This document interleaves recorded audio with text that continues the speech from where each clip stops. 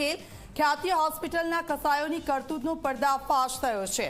ખ્યાતિ હોસ્પિટલના કસાયો દર્દી પર રહેમ નહોતા કરતા।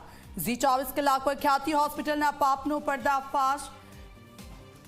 આપ જુઓ, ખ્યાતિ હોસ્પિટલના કસાયોની કરતૂતનો પર્દાફાશ થયો છે અને હજુ કેટલાય લોકો તેનો ભોગ બની ચૂક્યા છે।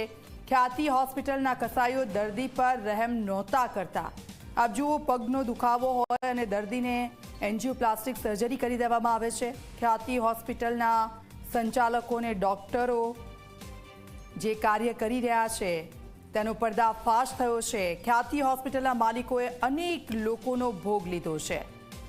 ઝી 24 કલાક પર ખ્યાતિ હોસ્પિટલનો આ ખતરનાક ખેલ। ખ્યાતિ હોસ્પિટલે લૂંટ તો કરી પણ લોકોને મારી નાખ્યા। ડોક્ટરને ભગવાનનું રૂપ માનવામાં આવે છે, પરંતુ ખ્યાતિ હોસ્પિટલમાં તો રાક્ષસો વસી રહ્યા છે। આપ જુઓ, હોસ્પિટલમાં લોકોને બોલાવવામાં આવે છે અને લોકોને સીધું મોત આપી દેવામાં આવે છે।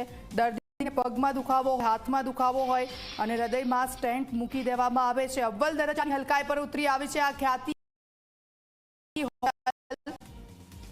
કોઈ પણ સમસ્યા ન હોય અને તેમને સ્ટેન્ટ મૂકી દેવામાં આવ્યા છે। આવા અલગ દર્દીઓ સામે આવ્યા છે। ગઢીના બોરીસાનો જે કિસ્સો સામે આવ્યો અને જે લોકો મોટી સંખ્યામાં ત્યાં પહોંચ્યા હતા અને ત્યારબાદ ખબર પડી કે કઈ જગ્યા પર આ ખ્યાતિની પાપલીલા પ્રસરેલી છે।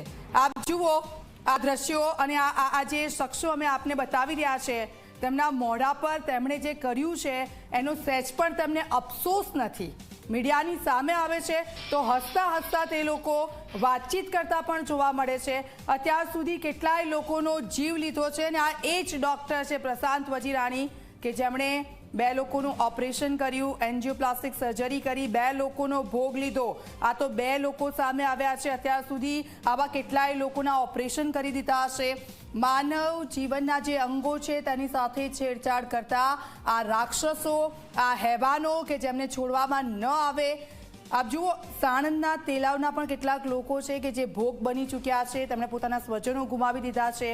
લોકોને ખબર નથી પડતી કે એમના શરીરમાં શું થયું હોય, કારણ કે ડૉક્ટરોની ભાષા પણ અલગ હોય છે અને તેમની ભાષા આપણે જાણી નથી શકતા, સમજી નથી શકતા અને એવી જ જનતાને આ લોકોએ ફસાવી દીધા છે અને તે લોકોના ઓપરેશન સીધા કરી દીધા છે। કોઈક દર્દીને પગનો દુખાવો છે, કોઈનું બીપી હાઈ થયું છે તો તે લોકોને સીધા જ ખ્યાતિ હોસ્પિટલમાં બોલાવી દીધા અને તેમને સ્ટેન્ટ મૂકી દીધું। તેમને કોઈ જ કારણ, જરૂરત જ નથી તેમને। અને કેટલાક દર્દીઓ એવા છે, એવાના કિસ્સામાં કે તે લોકોના મોત પણ થઈ ચૂક્યા છે।